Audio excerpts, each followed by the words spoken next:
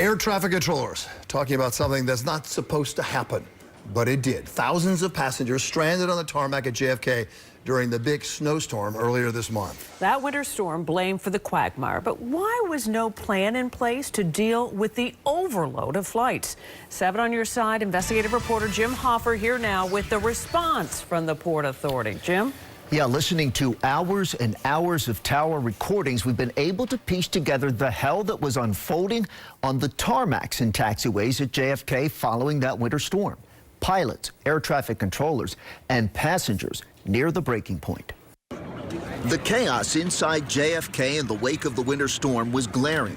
Outside, a less visible but just as hellish ordeal unfolded for passengers stuck on the tarmac for hours. We need to go park somewhere, no ramp space. In listening to hours of communications between pilots and air traffic control, Well, I have no control over the ramp. I don't know what you want me to do. we've been able to piece together a picture of complete gridlock involving at least 25 international planes and thousands of stranded passengers. How long here? Should we shut them down or what?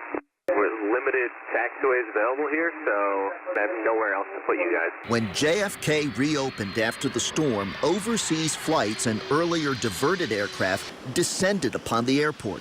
Gates quickly filled up, but the arrivals kept coming. What is the update for your gate? We don't have a gate right now. The stress is clear in the voice of air traffic controllers. You're the least of our problems. There's people out there that haven't had a gate for 5 hours. And tempers inside some of the planes also reached a boiling point. We need the police at the arrival. Roger. What for, sir?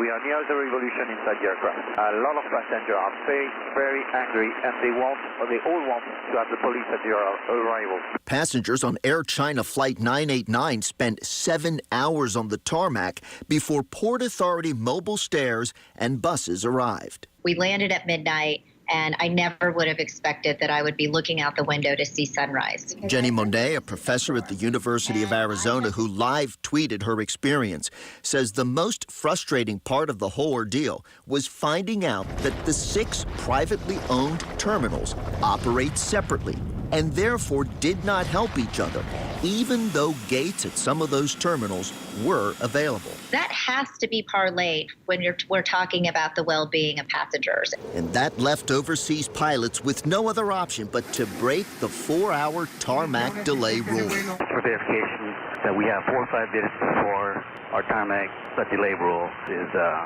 not in compliance. So we need to keep board the passengers as soon as possible. I don't know where else to put you. There's no other gates that could take that aircraft. The head of a national passenger advocacy group says the JFK meltdown was a complete failure of communication. They should immediately set up some sort of a system where the different terminals can talk to each other. The Port Authority says in the future it will set up an emergency operations center during storms that will coordinate these independent terminals to help one another when gates are scarce. Also, we should mention that the U.S. Department of Transportation is telling us they are looking into the JFK problems to assess whether to impose fines for violation of the tarmac delay rule. Diana?